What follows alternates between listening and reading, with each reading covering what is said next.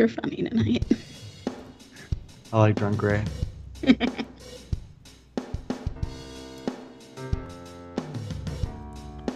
Hey everyone, and welcome to Grenades and Horseshoes, where we strive to bring good times, good feels, and general shenanigans every Wednesday night at 9 p.m. Eastern. Hey! Episode 37 of Grenades and Horseshoes is about to happen. It's happening right meow, actually. And I'd like to introduce Grey Ghost. Hello, everybody. Good evening. And Yuna Lala. Hi, guys. And I'm And Mark gals. Square. Oh, yeah. Equal And gals. opportunity. Yep. Hello, people of the universe. Carbon-based life forms. I'm Mark Square, as usual. And as usual, on episode 37, I'd like to ask my two co-hosts a question. Going Okay. forward, brace yourselves. Going forward, instead of war, disputes on the planet Earth will now be settled by something of your choosing. What will it be? Ooh. Let's go Yuna first this week.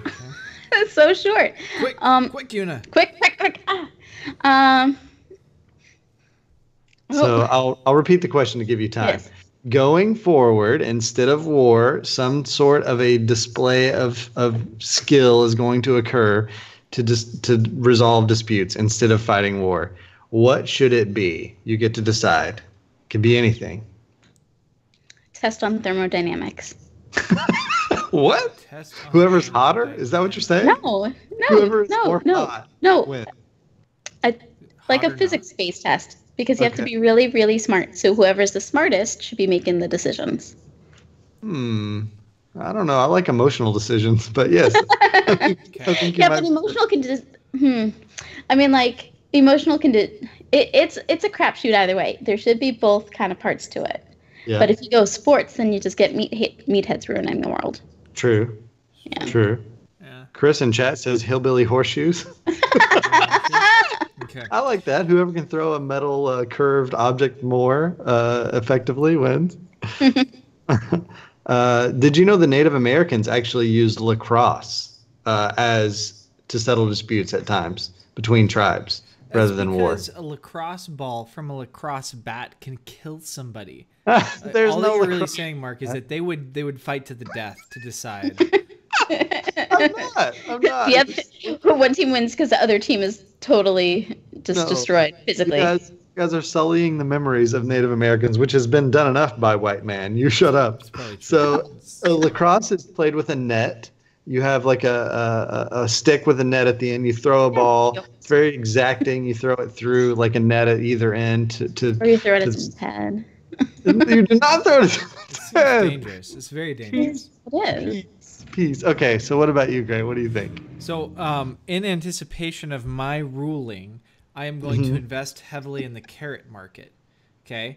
Because whoever was the last person to eat a carrot gets to make the decision. I eat so many carrots. I'm gonna rule the world. mean, It's people Now, my does it have to be like a whole carrot or just like a shred of a carrot? It would have to be a whole carrot, but a baby carrot would qualify as a whole carrot. People are don't going to know be how shitting orange for the rest of eternity. No, people are going to turn orange. I don't want that. Exactly. That's way too. Yeah. Looks like too Okay, much of a so- faux tan. I mean, could you imagine a leader of a nation being actually orange tinted? Can you believe that?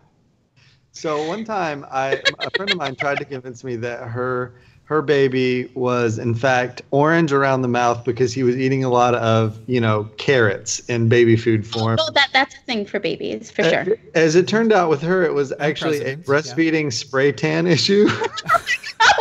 Okay, that's so gross. That poor baby. I agree. That baby did not turn out normal. I just have to say, Oh, man, so terrible. I like your carrot. I like your carrot Yeah, I thing. mean, for one, like rates of diabetes would just decrease substantially.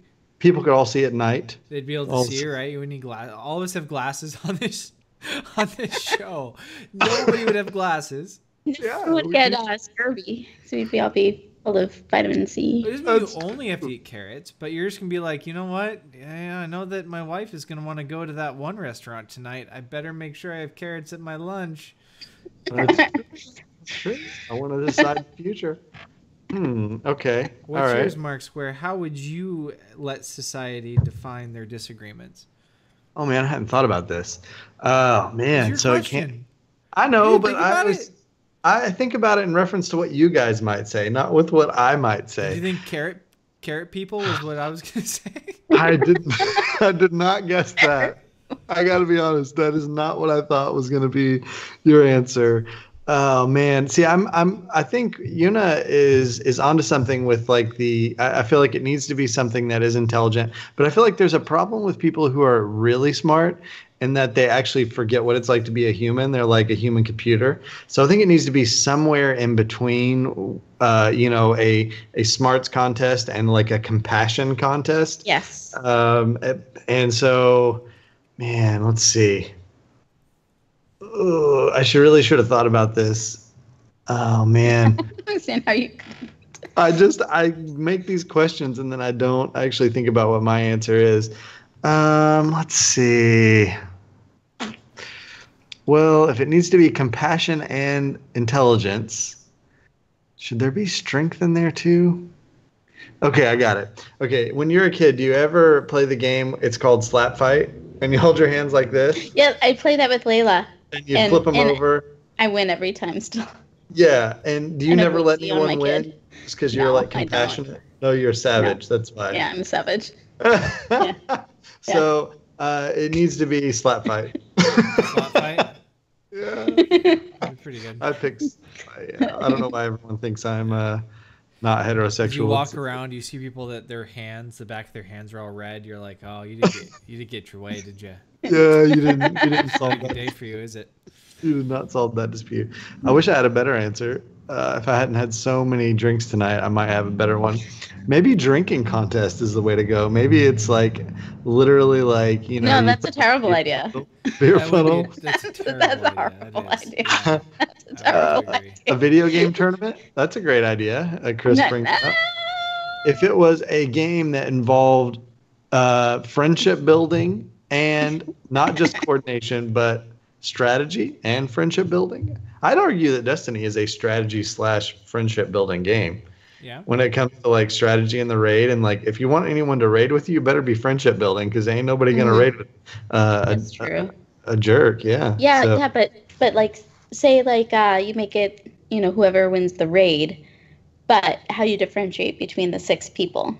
Then you have to fight between each other. No. What would happen is 6 people and 6 people would go. Like if you were one country fighting against another country, you would get 6, they would get 6, and whoever completed the raid first would be the group of people that got to decide. Okay. You can't. First type tournament. All right. So Yeah, exactly. So your teamwork I'd would be come. fine if Slayerage made 90% of the decisions. I'd be cool with that. He seems to know what's up. All right, let's go on to our next segment, Week in Gaming. So, Yuna, what did you play this week? I Week in Gaming. Oh, thank you, Jelly, for Have recording his- it. have his 15 Ooh, minutes. we got some new like Futabi Brothers type music on Not there. the Week in Gaming. All right. Yuna, how was your week I- in gaming? I had a ton of fun on my weekend gaming. I got to play with a bunch of people that I didn't get to play with before. That I'm people that I'm friends with on Twitter, but I never actually got to play. D'Infinity was doing, practice for the Pod Clash coming up, and so I hopped in, and we ended up doing a couple rounds of like 5v5, and then we got 6v6 in there. But then we stopped being able to load in, so we split off. And I played with Chris, and I played with Chibi Kim one round. It was my first time talking to her. Yeah, so I had so much fun. It was probably, and then you jumped in later, Mark. It was probably the most fun I've had in a really long time, and I really needed that. Yeah, it was Yeah. great.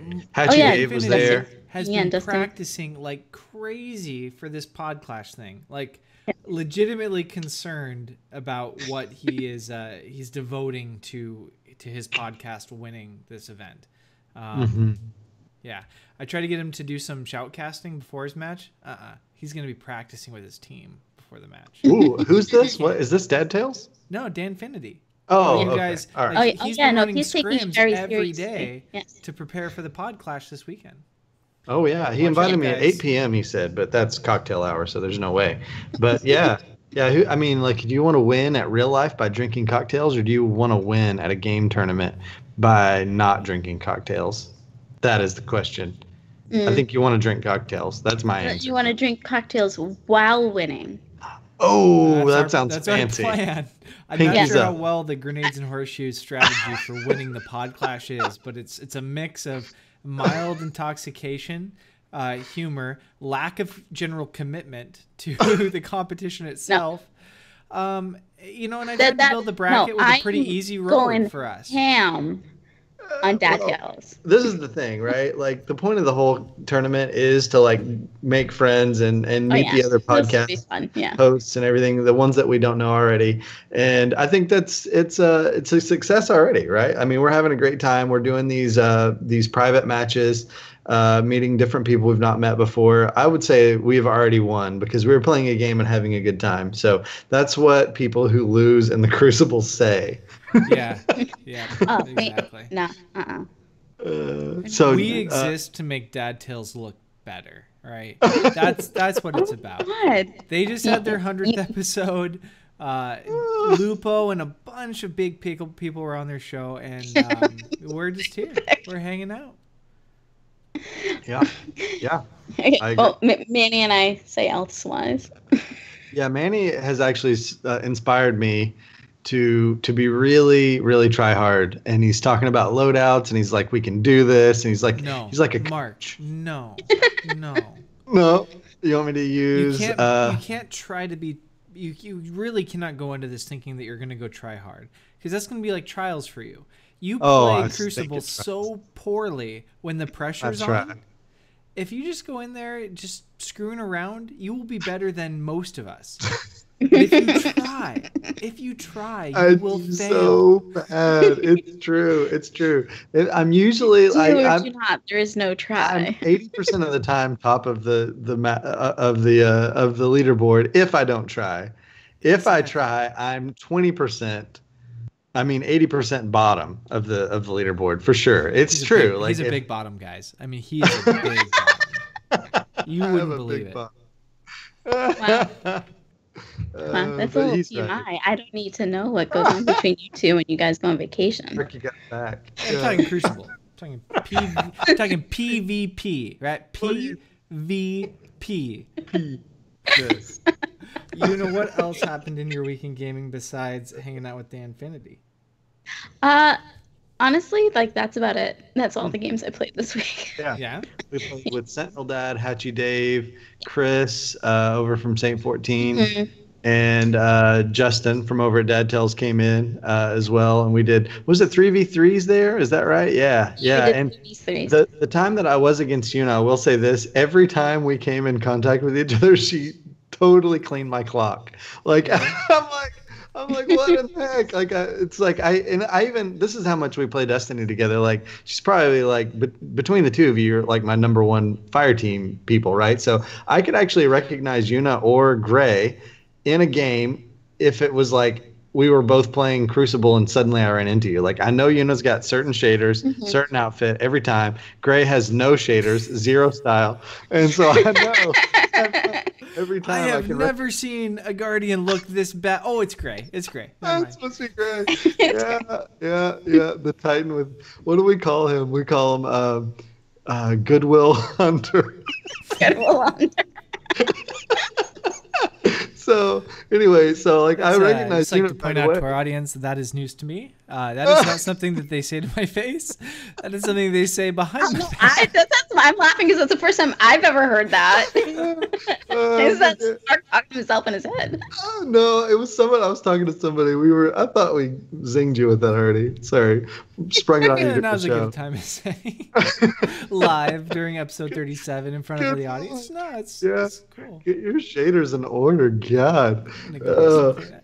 So anyway, so I recognize Yuna right away. I come around the corner, like that's Yuna, and then like I hide for a second. I'm like, I'm gonna be caging. Just cleans my clock twice. It was bad, but then every other time we were on the same team, and we pretty much won every time. It was great. So anyway, great times. What about you, Gray? What about your week in gaming? What did you do? I mean, it's been actually a few weeks. So we took a couple weeks off as Mark was on vacation. So to just kind of backtrack the highlights of what we did, or I did personally, had my first prestige run in Leviathan. Right, I got that knocked out thanks to the Guardian 1 folks, led by Dakota Dark, our producer Dakota Dark, and then another one of our producers, CSF. SDF Lawn Boy, and then a bunch of Guardian 1 guys. So we had a great time. We actually ran normal Leviathan, and then we did Prestige mode. And I'd never run Prestige mode. A little bit concerned about the mechanics. I didn't really know it. We actually breezed through it pretty easily. I think we had it done in like maybe an hour and a half. So that's actually running at a pretty good clip. Maybe it took us 2 hours. Yeah. But really, we didn't have too much struggle. And now with the way that the light level is bumped up, there isn't as much concern about getting 1 or 2 shot by the enemies and not being able to kind of settle your way into an encounter. I mean, that's the biggest thing about jumping into prestige mode when it's early, is that to get settled into learning the mechanic, at least what's adjusted on it, there's just such a small room for error, and it's still like significantly more difficult than normal mode, but you do have room for error. You can sit there and take a few shots, figure out how you want to address an encounter, and move forward. And we had a team of people that had run it a number of times, so it went pretty well. Outside of that, Bethesda had a huge announcement, right? That they put a freaking doll on screen for 24 hours and got like 100,000 views, because they were just announcing that they were going to announce something. Pretty incredible marketing strategy. Wow. Imagine if like Bungie, right, put like a little tiny Cade figurine up on a screen for like 24 hours, and that was all it was. And it says like coming soon, an announcement. Yeah, how many people checked in on that? It was an incredible amount of people checked in on this stream. Wow. And so what was the news? So what they've announced is this Fallout 76. Is that what it's called? Yeah, Fallout 76. And some rumors have leaked now as far as what this is actually going to be. So we know from the trailer that they released that it's going to be the earliest Fallout game from when the post-apocalypse happened, right? So the bombs bomb, nuclear warfare, scorched earth. This is from a timing perspective, even more than Fallout 1, 2, 3, 4, all the DLCs. This will be the earliest that somebody is coming out of the vault to experience this world. So it's going to be a little bit different, right? It's going to be much more just raw and aggressive in terms of what the environment is. Now, they didn't come out in their trailer and say that this is a standalone release or it's a full campaign. But what's been leaked out is that this is going to be like a full online cooperative experience. So think of like the Elder Scrolls Online, which is also made by Bethesda. This is the Fallout universe in an online environment. So that's exciting. Very excited. It's good. The only downside to it is coming from somebody who grew up playing Fallout 1, Fallout 2. Fallout 3 was like a game changer, right? You move from this third-person isometric perspective into a first-person, still pretty heavy on the RPG elements, great story, but just a world that you can explore. Fallout New Vegas is probably still my favorite in the whole series, thanks to Obsidian Interactive taking control and putting so much of the story-heavy RPG in the game. And then Fallout 4 was just kind of okay. I didn't even finish Fallout 4. I got about, I would say, 70% done with the game. And I kind of gave up on it because I was playing Destiny 1 at the same time. And as I would play Fallout 4, I just would want to go back and play Destiny. The controls felt clunky. The world was not that colorful by design, right? I mean, this is after a nuclear bomb scorches the earth. But it just didn't feel like a world that I wanted to be in. But with this announcement, I said, you know what? I want to go back and I want to play Fallout 4. So I finished that last 30% of the game that I hadn't finished before. So this last weekend, I beat Fallout 4, and I can sit here and say that it was a fine game, but it's not something that if Fallout 76 ends up being like Fallout 4, I'm not going to want to devote the kind of time into an online game like that if that's what the experience is going to be. It's just not what I'm looking for from a Fallout type game. Fallout 4, it was a fine game, but it just wasn't, it didn't quite have that magic that those other Fallout games had. Yeah, I agree. I played it for a little while. I put up a mirror ball on my carport and a jukebox. So I was pimping out my space there, but then I just wasn't motivated to continue playing it. But that's pretty much par for me with single player games. I'm much more excited about Battlefield 3. Borderlands 3. Borderlands 3. Did they announce as far it? as Did I miss that? They Yeah. didn't announce it. They teased something that was kind of like an announcement that was like a not announcement. No, it's happening. Look at Mark's excited face. Oh, He's like, man. And did you hear Half-Life 3's coming out like right before?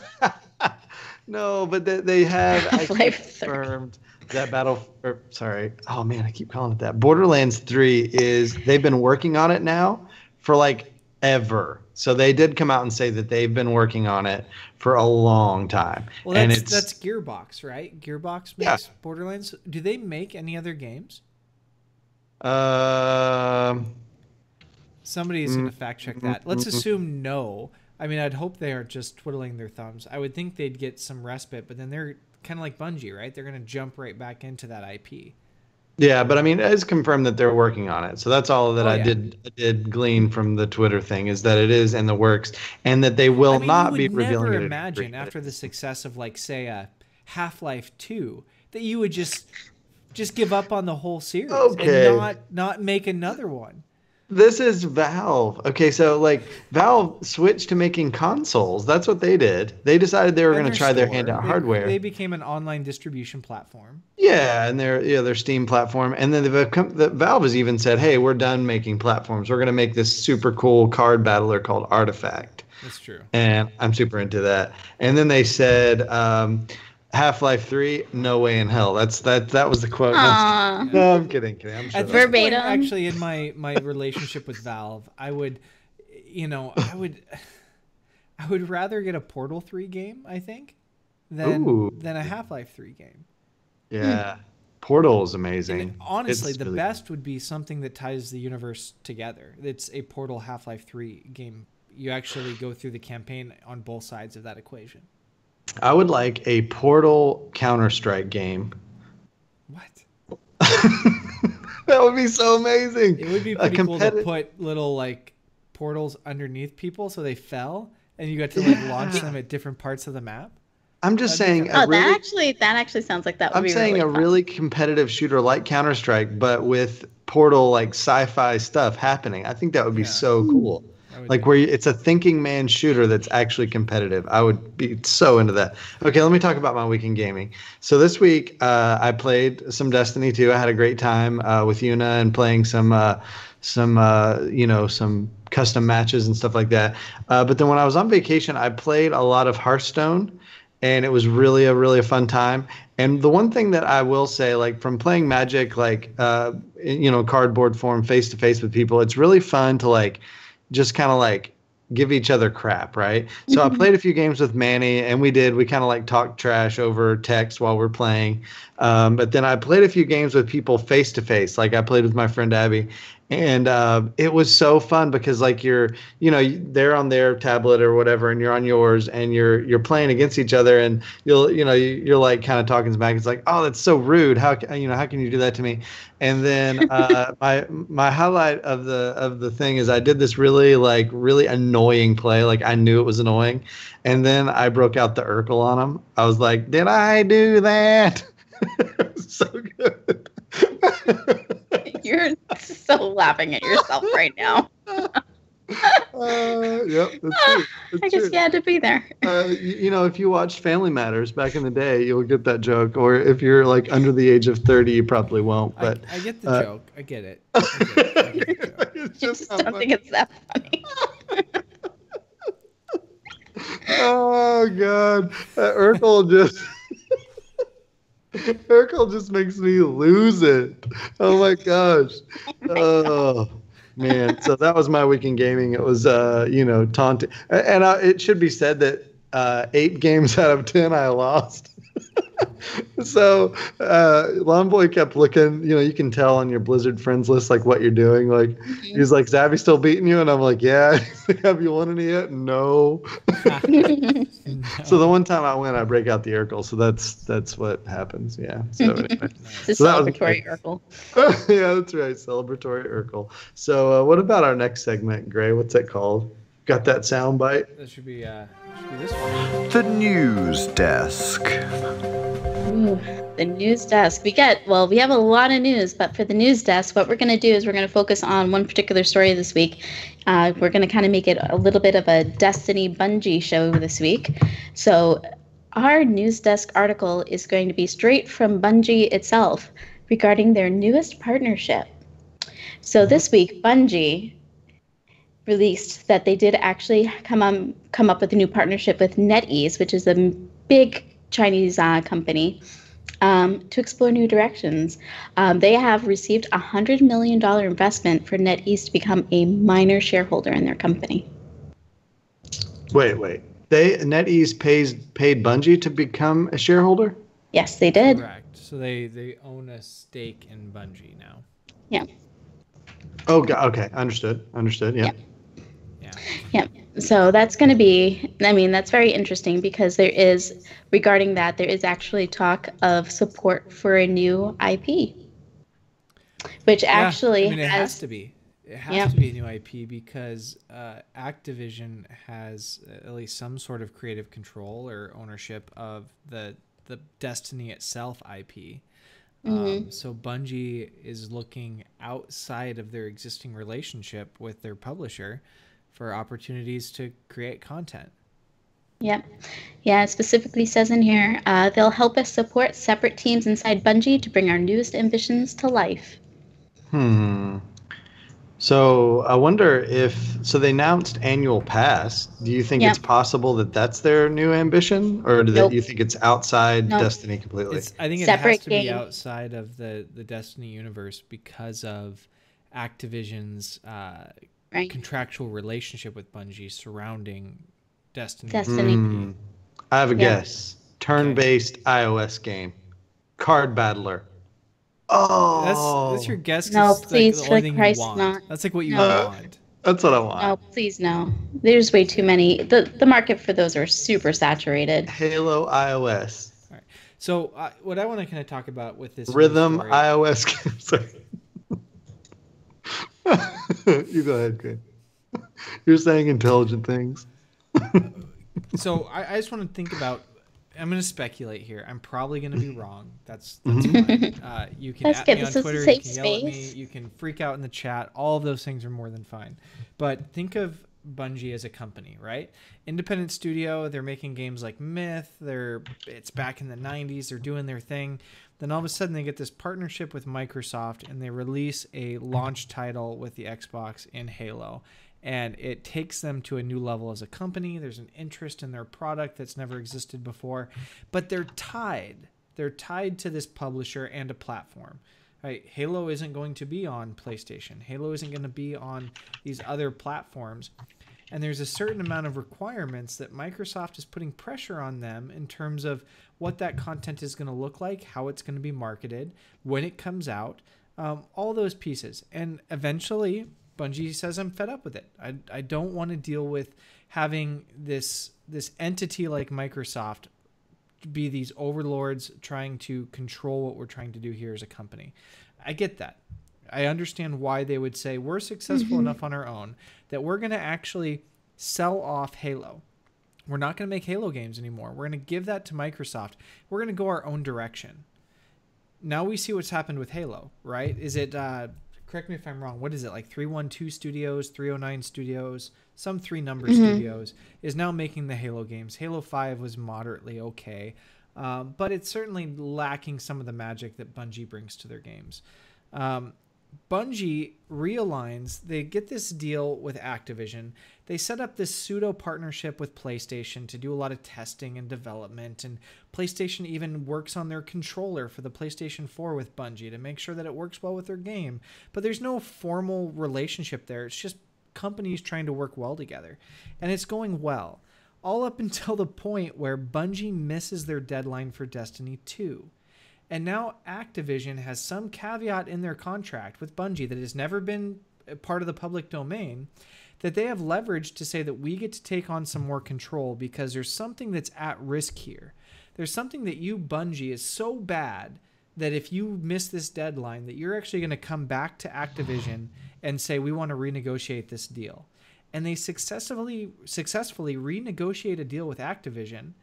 And now we see what's happened with Destiny 2, both from what the content looks like, what game we have that we're playing with, but then more so how the game was marketed, right? Destiny 2 was marketed in a very different way than what we saw with Destiny 1. And again, this is full speculation. 314, thank you, Long Boy. 314 is who Halo was sold off to, kind of through Microsoft's partnership. That's just developing the Halo series. All right. So that deal gets renegotiated, and we're in the world that we are today. This deal with NetEasy, I don't think happened overnight. I wouldn't be surprised if through the last year, Bungie has been making moves to figure out, okay, we are now back in the situation that we never wanted to be in. We now have a company like Activision with control over our creative process and our content and our deadlines and what we're trying to make, and we don't like that. So we need to have some other influence, some other revenue stream, and some other partner to help us be the company and make the games that we want to be. And Bungie's had to be very forthright in saying that we're still committed to the Destiny universe, but what happens if whatever game they start making through their relationship with NetEasy and the funding from NetEasy, that's more of what they enjoy doing. That's more the passion project, and they don't have to worry about Activision. All of a sudden, this turns into like Boston's third album, right? Do you guys know the rock band Boston? I do, but I don't know the story of the third album. Yeah, so the rock band Boston, if you pull their greatest hits, like 3/4 of that greatest hits album is from their very first record. When they when they inked their deal for their first record, they signed a 3-record deal. And then their last 2 records, like they never really wanted to make. They were terrible. But they like had these deadlines that they had to release these songs, and they didn't turn out very good, and they didn't have many hits, and they kind of like their whole success was on their first album. I kind of worry about Bungie. I think that all their success is going to be that early Destiny phase where they had all the freedom in the world, but as corporate America puts the constraints around them, they can't flourish. They don't make the product they want to make. And luckily, they're smart enough that they go outside of those constraints and they try to develop new relationships. But that means that new relationship has to be a new IP.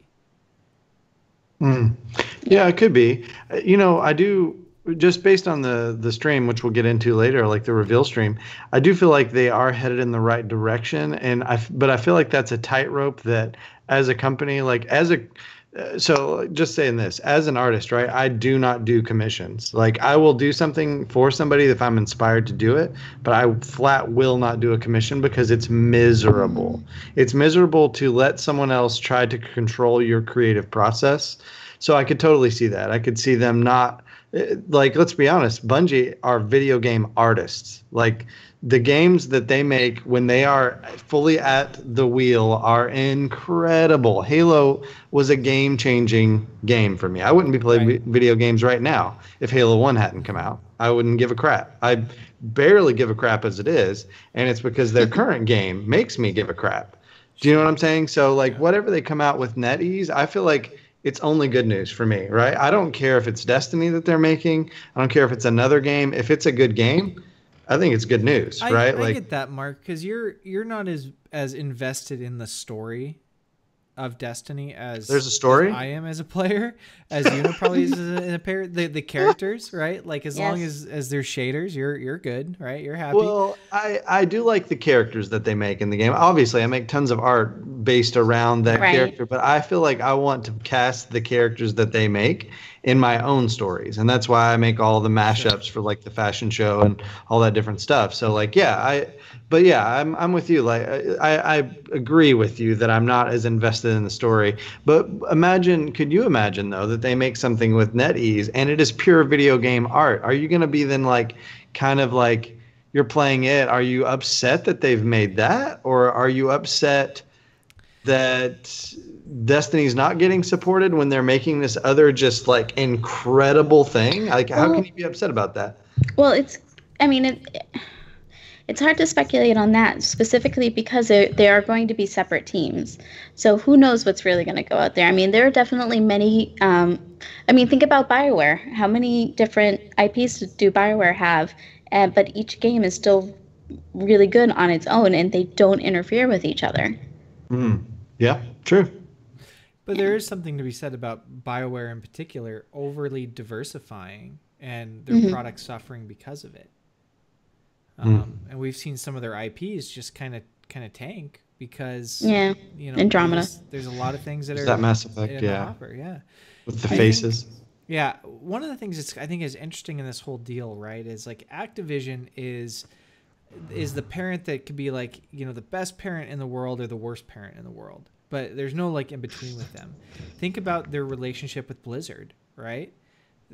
Blizzard, I have to imagine, and to no little point then that they're making billions of dollars for Activision, gets as much freedom as they want, right? You ask Blizzard, hey, when's the next Diablo game going to come out? It'll come out when it's ready. That is the answer that you get, right? You're not going to get a contract with Blizzard that says you have to release a Diablo game every 4 years. That's not going to happen. Yeah. And they get away with it. And they're partnered with Activision. Do they own Activision or the other way around? I'm not entirely sure who bought who. So, like, when you open the client, right, like all the Blizzard games are listed, and then at the bottom it says Activision, and then right now it says Destiny 2, Call of Duty, Black Ops 3, or whatever. Yeah. So, like, it's definitely, it feels to me when I open their client that Blizzard owns themselves, and Activision is either. I kind of took it that they were being helped out by Blizzard, but I don't know. I mean, I don't know how that exactly is working. Chris brings this up in the chat. He says he wouldn't be surprised if they try to buy their way out of the Activision deal now. This is the problem. I think estimates say that the Destiny IP has earned about $1.6 billion in revenue, right? So even if the estimates that were completely wrong, that Destiny 1 cost $500,000 to earn like $500 million or something to make, that's a ridiculous estimate. Yeah, and it's not real. But it was a number that was thrown out there for a while. Even if it was, they've already recouped that threefold, right? If it's $1.6 billion in revenue on this IP. They're not going to be able to buy this IP back from Activision. This is the concern with NetEase, right? Is that this is a new product that they may slowly phase themselves out of the Destiny universe as a developer. Activision retains Destiny, gives it to one of their other development studios. Heck, there's a ton of them right now getting involved with content creation in the Destiny universe. Yeah, Destiny already. Probably any one of them could jump in and fill in Bungie's shoes to a certain degree, at least enough they could make a game that could sell. And I think Bungie moves on to a new IP. I think that's the road we're going to see over the next 10 years. Kind of breaks my heart. Well, I mean, as a Halo player, right? Like, Halo, let's see, what was it, the last one? Reach was the last one they were involved in, and then 314 or 343, that's what it was, 343 Studios took over, and, Halo 4 was good. Halo 5 was good. Like, there's a momentum to games like this that are, like, I feel like Bungie lays such a great groundwork, right? That even if Destiny 3 came out and it was Vicarious Visions was at the helm, sure, I'm happy. I'm still happy with it. To be quite honest with you, I don't think that this is at me speaking as an artist. I would rather someone take over a series that I'm tired of doing than to let people pressure me into continuing a series I'm tired of doing. If that makes sense. Like, I would rather give input to this new artist to like carry it on if they're passionate about it than to just grind away at it, because honestly the soul's going to be gone. The magic is going to be gone. Like, there's just no way to force that kind of a thing on a group of artists that are done and are ready to make something that is a new IP. So, like, I don't know that that's the case. Like, I think that's a really good guess on your part, Gray. I think that's a very good possibility that is going to happen. But at the same time, I'm just excited about what magic they'll make next. Yeah, And I'm also excited that thinking about Bungie as a company, if they do this transition, right, it's not going to be Destiny 2. Maybe it's Destiny 3, maybe it's Destiny 4, but whatever one it is, I have faith. It's not going to be for a while. They're going to say that, all right, guys, this is our last Destiny game. We need to, all right, just think about this. How much do you love these characters? How much do you love this universe? This is your last chance to create in this universe, you as a developer, because after this game, we're going to a new project. That's probably going to be kind of like Halo Reach. Halo Reach, hands down, people say like that's the best Halo game ever.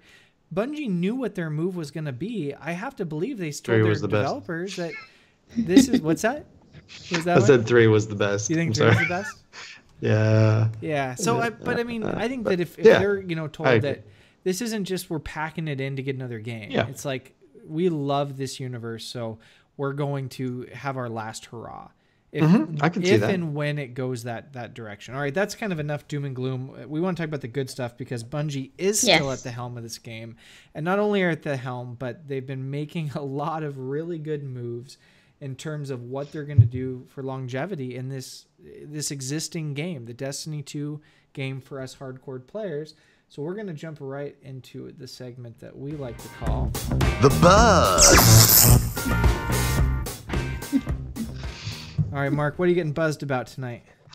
Well, I am getting buzzed about the Pod Clash that is coming up this weekend at Saturday, Sunday, starting at noon Pacific Standard Time, which is the gaming tournament that our very own Grey Ghost has been his brainchild to get all the different Destiny podcasts together to get teams together to play Destiny private matches together, which I mean that can't be underestimated, right? The fact that private matches came out, they work great. It's really fun. Trash talking all your friends, shooting with rockets. I'm talking to you, Hatchy Dave. we had a whole rocket battle the other night. So yeah, every time I had a rocket, Hatchy Dave caught it. So good catch, buddy. Good catch. So that's the kind of things that we like, and we're liking the fact that this Pod Clash is a chance for all the different podcasts within the Destiny community to kind of get to know each other a little better. It's odd that we don't already know all of each other, which we don't. We know a lot of people within the Destiny community that do have other podcasts, and we're very happy to spotlight them. And it's not a competitive scene, right? Everybody's doing the same thing. They're all having a great time. So this Pod Clash is definitely in that spirit, right? Getting to know each other better, talking a little trash, good-hearted, lighthearted types of things. Greg, tell us, what is it that made you think of this as a community activity? What inspired it? I mean, I think the biggest thing that I wanted to accomplish is create an event, a platform where all the different Destiny podcasts could get to know one another, right?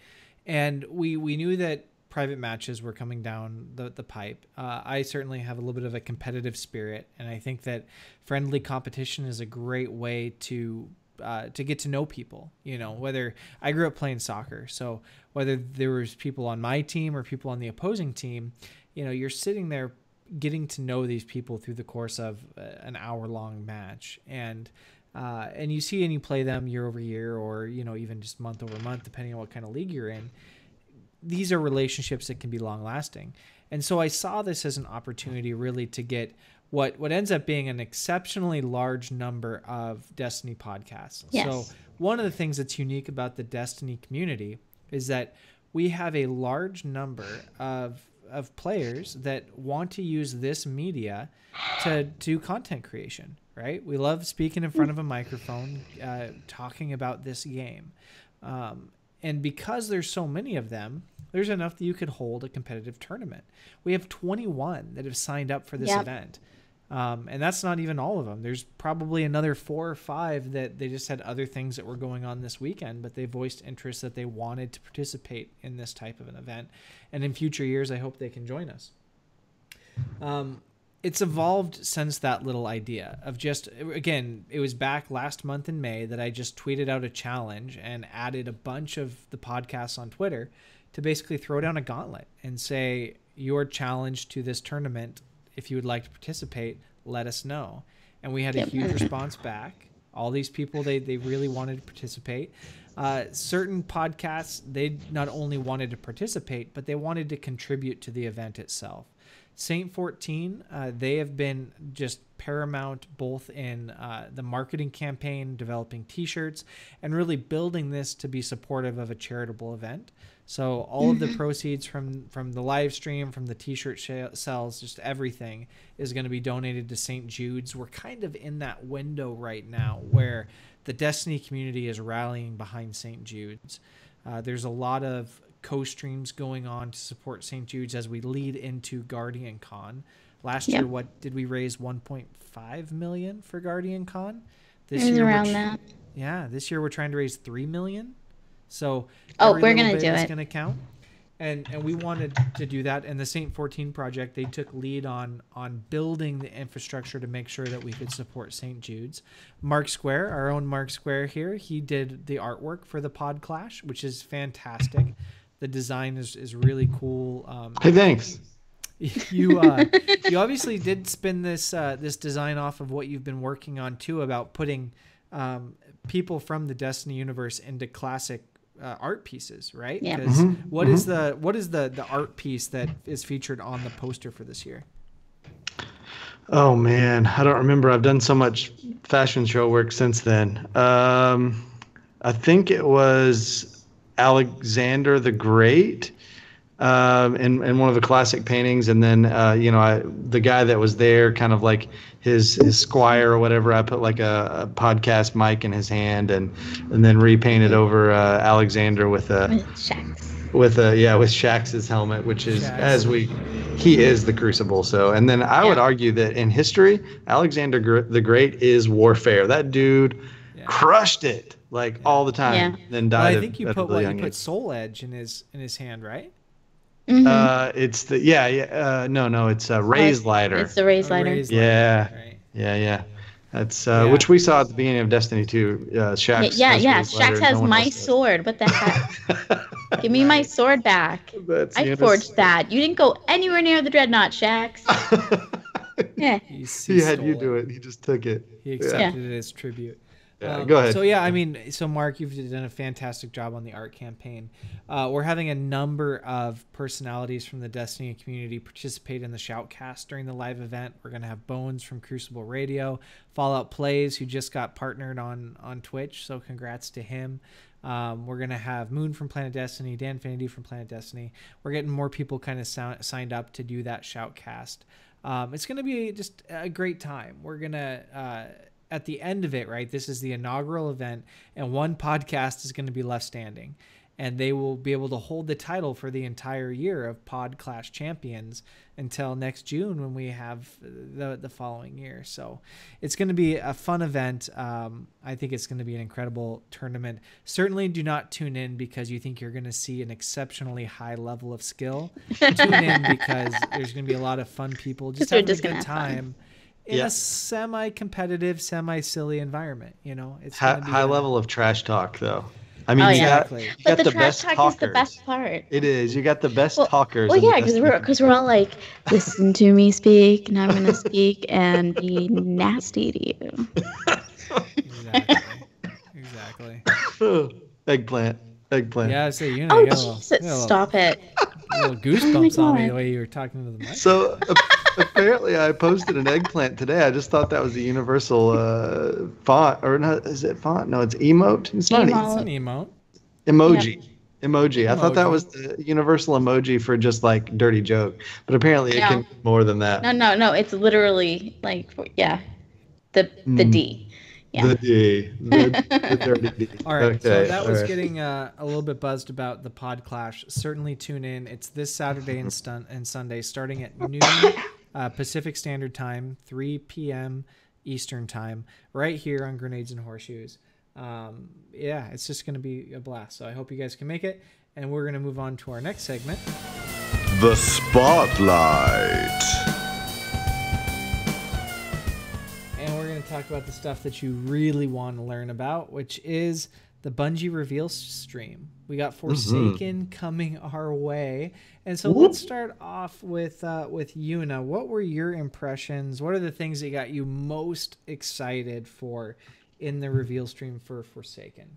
Oh, there's so much. Honestly, when I was watching it, I was like, oh man, like this makes me so happy. I could cry. I'm not really gonna cry, but like I could if I really wanted to squeeze one out. It could happen. Squeeze one out. Yeah, a tear. A tear? Okay. Okay. We're tracking. Jesus.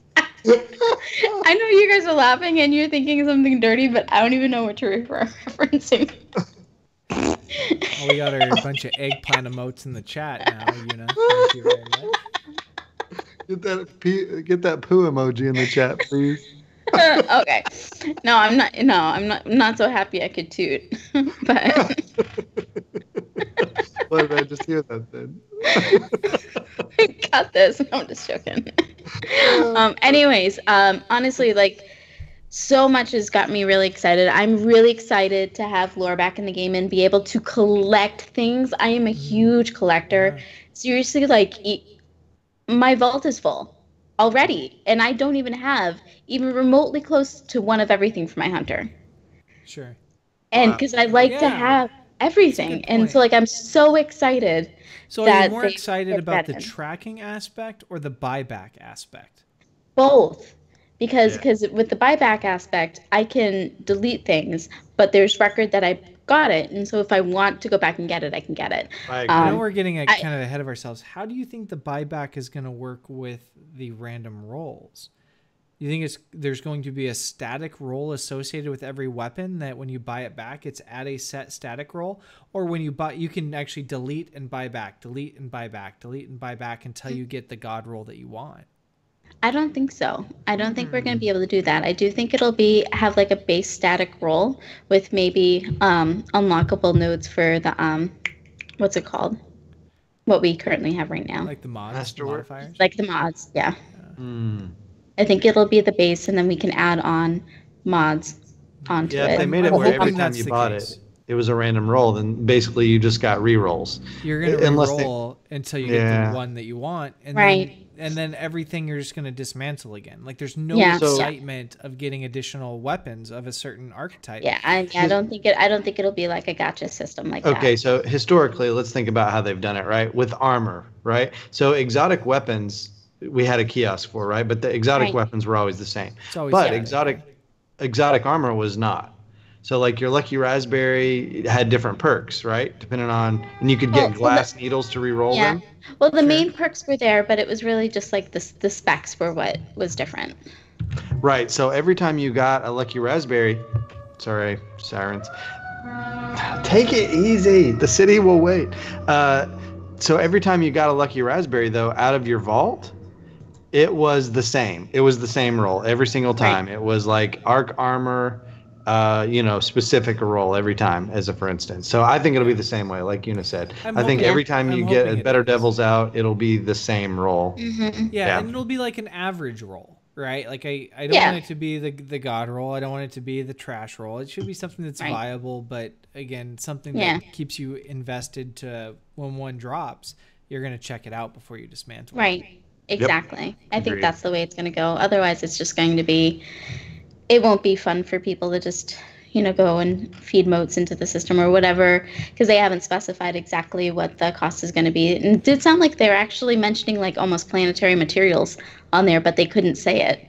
So I'm interested to see. They did indicate that there's going to be differential costs based on the weapon type, and we know that exotics, right? They'll have their own unique kind of cost for exotics, and maybe even each exotic is going to have its own unique cost associated with it. I mean, that's kind of cool. That's kind of like, hey, I got to go and farm XYZ because I want to buy this weapon. Yeah. Yeah. I mean, like something drops from like Titan, you have to go farm Titan. I think that would be really appropriate and actually a better use of planetary materials than we currently have. So, yeah. Or they could just use tokens. Just tokens to buy the weapons would be fine too. All right, what else did you get super hyped about, Yuna? I am really hyped about going back to the Reef. The Reef is probably one of my favorite things about Destiny 1. And I always really wanted to see more of it. Now, the two areas that they announced, both are totally different, but really amazing looking. Like, oh my God, I cannot wait to go to the Awoken Homeland. It's Yeah. my favorite color is purple, and everything's like purple and like ethereal, and like it's like that type of art style is like just like pandering right up my alley. Yeah. Yeah, yeah. It's like it was made directly for me, so I'm like so excited for that. Yeah, I have to give. Well, yeah, I got to give a little props to our friend Jelly, one of our producers and the host or the announcer to our show. It was like 2 days before the stream that he posted in our chat that he thought that what Forsaken was going to be about, before we even knew what Forsaken was, is this jailbreak from the Reef. Man, and he he did. It. Yeah. I can't believe that he called it. Yeah, it was so spot on. Yeah. Yeah, that's amazing. I'm excited for it. Even just seeing kind of like these, I don't know, what are they? They're like fallen hive hybrid or something? I don't know. But like one dude is like legit just like he's wearing what's it called? One of the Cabal dog heads as like a helmet. Like what goes on in those prison showers? That's my question. Yeah, it's like they've just put together out of everything that they've been able to scrap together, like an armor set and stuff like that. Like stuff almost looks like it's actually made out of the bars of a jail, some of it. You know what I mean? Like it's really cool. Yeah. Yeah, I'm super excited about that too. Yeah, and then just having like these different bosses. I really enjoy boss fights. Like that's one of my favorite part of encounters. And sometimes, like especially in Destiny 2, as you think about Leviathan and the big boss fight with Callus, sometimes boss fights can feel like long division. Oryx did not feel like a boss fight as much as it did like just this crazy jumping-ish puzzle slash. Right. I don't know. Like it just had so much like mechanic. You ever watch the dog shows, the agility dog shows, where they're making them jump over things, run through pipes? It felt like we were the dogs in a dog show. Yeah, and it's supposed to be like this big boss fight, and I'm thinking that with this whole Forsaken, it'll be a little bit more like what we saw in House of Wolves, where you do have somebody that's got a massive health bar, and you're having to do maybe some objectives, but really it's just you and your weapons trying to take down that health bar over time. Yeah. I mean, honestly, like I feel like the best boss fight out of the whole Destiny 1 and Destiny 2 for me, my favorite one was Alakul. I mean, and he wasn't in a raid. That was just a normal strike boss. Yeah, but down in the that was like that was I mean, I don't think there's been another boss that like literally terrified me the way that one did. Yeah, you had to stay and it was so much fun, and you had to move. Yeah, there was everything going around. Yeah.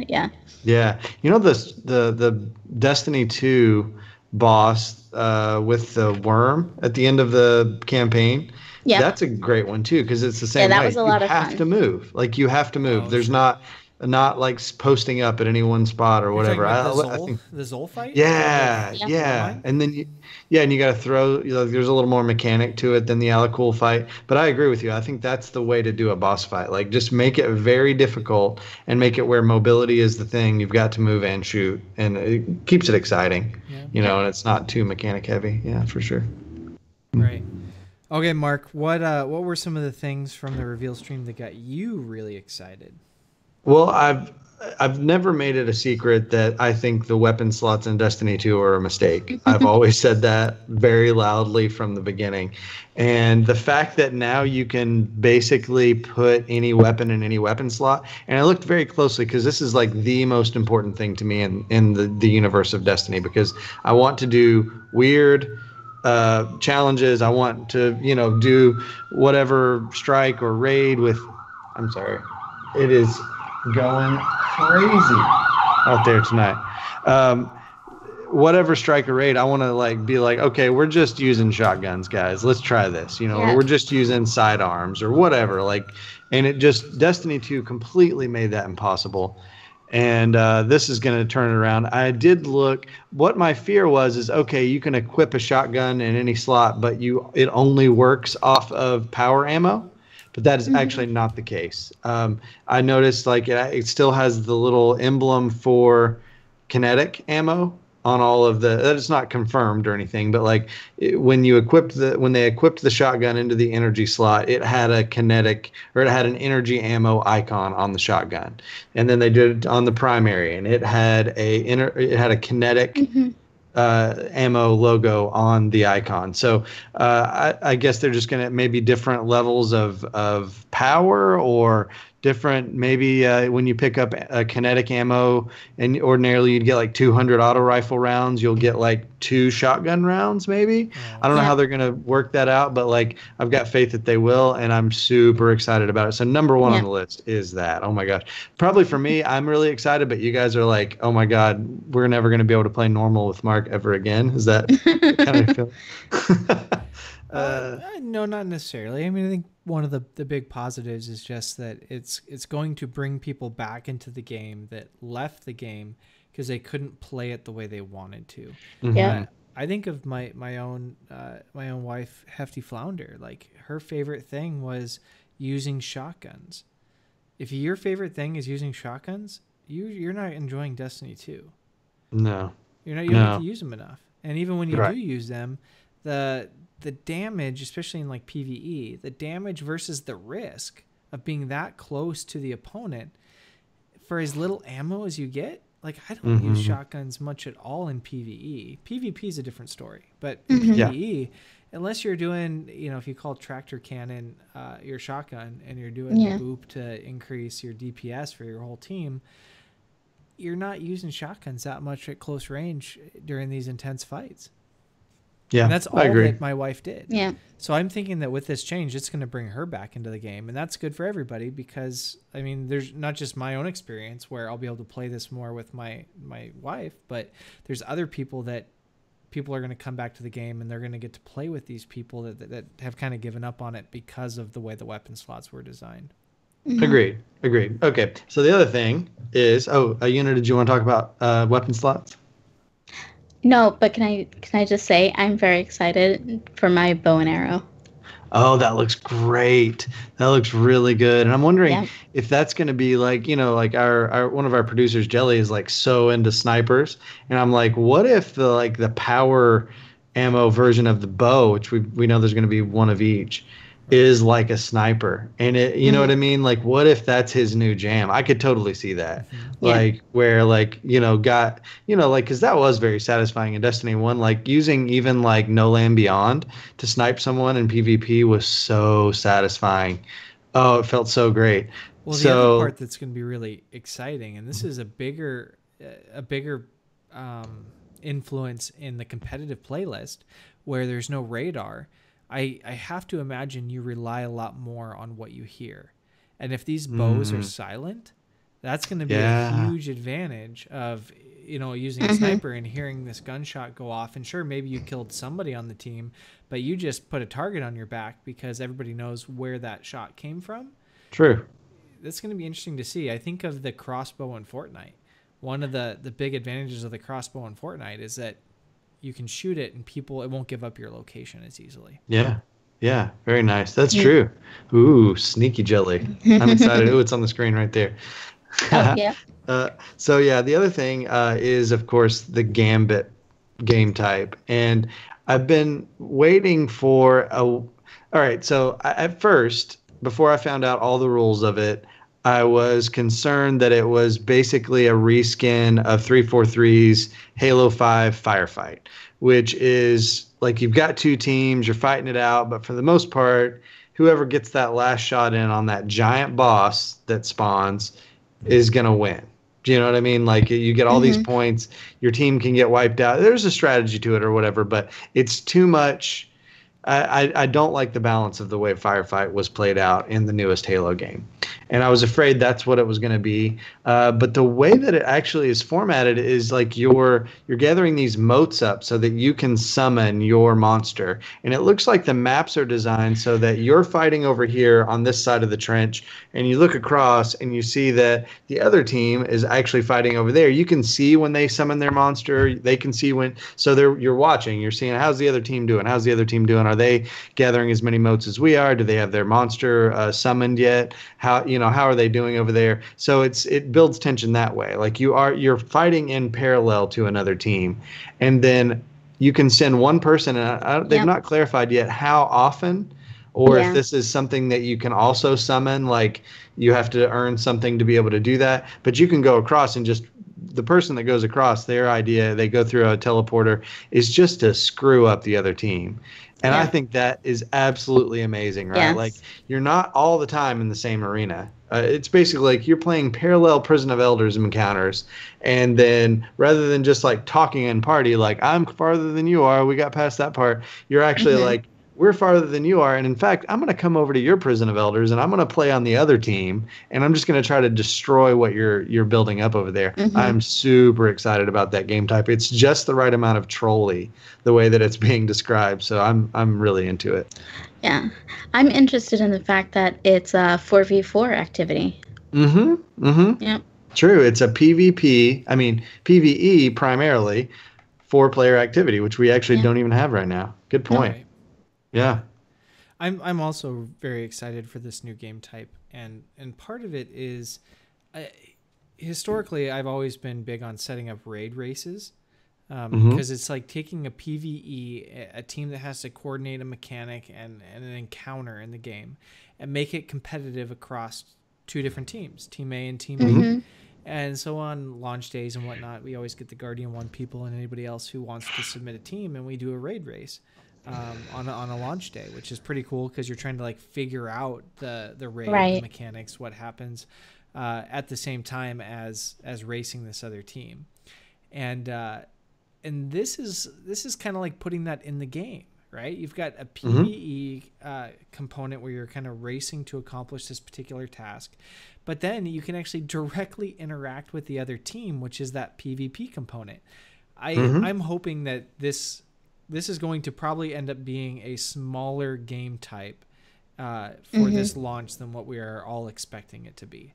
But even I hope it's just one step in a type of activity that spawns much bigger of these types of activities. I'm really excited to see where this is going to go, and that marriage between PvE and PvP. It's going to be probably one of my favorite things to do in the game, because I'm not a super diehard PvP player. I really like PvE, but I'm really competitive too. So it kind of meets that need for me and what I'm looking for in a game. Yeah, even being the player that doesn't go across, right?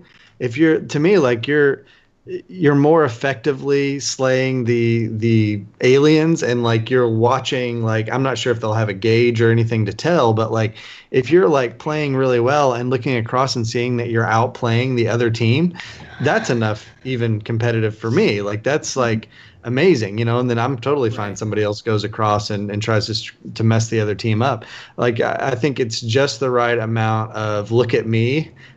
You know what I mean? Like that, because that's really what Destiny's about. It is a big fashion show, and everybody's trying to like play the game in a way that people are interested in interacting with, and everybody's streaming to like watch my gameplay style and all that kind of stuff. And I think it's just the right amount of that interlaced into a PvP activity as well, where you can in fact go across at certain intersections, because certain players are going to want to do that, certain players are not going to want to do that. If you're communicating well, you'll know who wants to do what, and everybody's happy. I'm super excited about it. Well, we'll it's gonna be so much fun with a couple things that I saw that I was excited about, and you guys have touched on a lot of the major ones, and the only thing that I really want to add is that they named Gambit after the best X-Men character. And that is why I'm really excited to see what Bungie's doing. We can tell they're already taking moves into the right direction. Sentinel Dad, thank you for the host, my friend. So they're already taking moves in the right direction by naming it Gambit. But even more so, thinking about Bungie as a company, all right, I've voiced my concerns about this new direction they're taking with NetEasy. But on the flip side, they are bringing Gambit to Guardian Con. They are taking a delegation from Bungie to take a unreleased version of this game, a build of the game that's still in development, and they're going to set it up at a community event that is not sanctioned by Bungie. It's not a big press release conference or, you know, a developers conference like a PAX West or a PAX East. Yeah. It's not E3. It's going to be at E3, but this Guardian Con is not E3. And I'm just thinking about the transition here, because a year ago, Bungie didn't even formally announce that anybody was going to Guardian Con from Bungie. Yeah. I mean, I believe Cosmo went. Yeah. Cosmo was there. Deej and Cosmo went, and a couple of devs went undercover, I believe. But there was no, like, we at Bungie are happy with what the community is doing with this Guardian Con event, and we want to be a part of what the community is doing. And as part of that, we're going to send our community managers out there to meet and greet and, you know, play up this event as well. They didn't do that. This is a different Bungie right now. They're saying that we're working on this game, we're making it better for our hardcore players in our community, and we are going to bring it to you at Guardian Con. I kind of wonder, those people who are posting on Twitter just weeks ago, hey, who wants my VIP Guardian Con ticket because I'm not going anymore? How many of those people are taking back those tickets and saying like, oh, holy cow, Bungie's coming with a unreleased version of Forsaken that I get to play at the event? No, that ticket's not for sale anymore. I have to be at this thing. I'm much more hyped to go to Guardian Con. What about you guys? Big time. I didn't even want to go. Right? I didn't want to attend even one day. I was gonna drag him so you could see people. I was gonna wait outside and be like, guys, let's go to a bar after this is over. Let's just go to a bar. You know, like I wanted to see the community, but I just wasn't hyped to be at Guardian Con as much as I am now, for sure. I mean, like, don't get me wrong, the DCA, the Destiny community artists, there's going to be so many there, and I'm figuring out what all the stuff that they're bringing. So either way, I was pumped to be there to buy all their stuff, but like now I'm pumped to be there, like to actually play this game type. I'm like super enthused to try it. Yeah, so, and it's something to be like just really excited about as we come together as a community. Because outside of that, I mean, it is exciting. Don't get me wrong. It's fantastic that we're doing this for St. Jude's, and whatever number we hit is going to be incredible. But I mean, there was talks about doing like a Fortnite tournament. There was talks of an Overwatch tournament, like not Destiny content. For a reason, nobody was really that engaged in Destiny content during the planning and the advertising of Guardian Con. But now with Forsaken, with Guardian Con, and with this Gambit game mode, I mean, it moves in the right direction. Bungie engaging with their community and then just being very vocal about it. I mean, that's probably one of the best parts, is that they are coming out saying, nope, we want to support our community. We're going to go down there, expend our own resources to make sure that our community feels like they're connecting with us. And so I'm probably most excited about that as I was listening to the stream and hearing about the things that were going on. I now view Destiny 2 as a game that I'm willing to invest a lot of time in. Destiny 2 has historically not been a game that I was willing to invest a ton of time in. And Mark and I, before we went live, were talking about how one of the problems personally with Forsaken is that now I have a reason to have 3 characters at max light before this expansion comes out in September. I haven't worked aggressively on getting 3 characters to max light, a hunter, a warlock, and a titan. Because it just never mind 9. Let alone 9 on all 3 platforms. Because it just didn't seem like it was worth it. But with what I'm seeing in Forsaken, I can see why certain aspects of it are worth it. Right? It's going to be worth grinding out those characters and getting. I did start grinding my Titan. Did you? 2 weeks ago. Yeah, I did. Yeah, I want a warlock now. That new super looks crazy. The energy beam one. Oh my god, it's a super Kamehameha. Oh no! Like hardcore DBZ Kamehameha. Like you see the Dragon Balls. Will you shut up? Dragon Ball Z. I don't really know either. I just know that joke because it's got balls in it. It's funny. Over 9,000. All right, we are getting up to the end of our show, so let's kind of wrap it up with our last live, starting with Yuna. Okay, so mine is actually going to go to Gray this week because he's been doing so much work behind the scenes on the show, in his life, and for the Podclash that I don't think he gets enough kudos for everything he does. So that goes out to Gray, so thank you for everything that you do. Thanks, Yuna. All right. I appreciate it. All right, Mark. That was Who's your actually last apples. life? Where's your I last? made you- Not who. It doesn't have to be a shout out. What's your last life for? Well, this week it is a shout out, and it's to Justin and the guys over at Dad Tales who just had their 100th episode. I apologize for not being able to make it out for that because of vacation, but we are going to be on next week. The three of us are going to be on Dad Tales with them this coming up Sunday, so that's exciting.